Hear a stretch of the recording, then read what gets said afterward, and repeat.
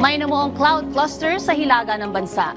Nasa labas ito ng Philippine Area of Responsibility at ayon sa Pag-asa, may posibilidad itong maging bagyo pero malayo ito at wala yang epekto sa ating bansa. Bukas, patuloy pa rin ang pag-iral ng Southwest Monsoon na magdadala ng kalat-kalat na pag-ulan sa central section ng Luzon, maging dito sa Cordillera Region, Ilocos Region at Cagayan Valley.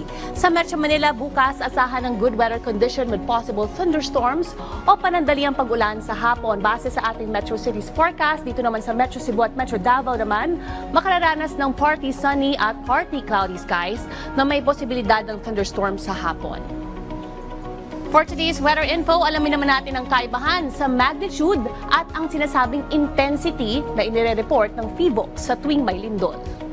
Ang dalawang yan ay ang paraan kung paano natin masusukat ang lakas ng isang lindol. Ang magnitude ay ang mismong sukat ng enerhiya na inilabas ng isang lindol mula sa focus o source. Naitatala ang magnitude ng mga lindol ng isang instrumento na tinatawag na seismograph. Sa kasalukuyan, ang PHIVOLCS ay mayroong 108 na seismic monitoring station sa buong Pilipinas. Ang intensity naman ang lakas ng isang lindol na nakikita at nararamdaman ng mga tao sa isang partikular na lokalidad.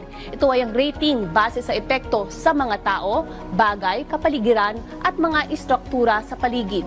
Kapag ang intensity ay umabot sa 5 pataas, yan ay considered na malakas. Karaniwang kumukuha ng mga report ang ating local government units para matukoy ang intensity.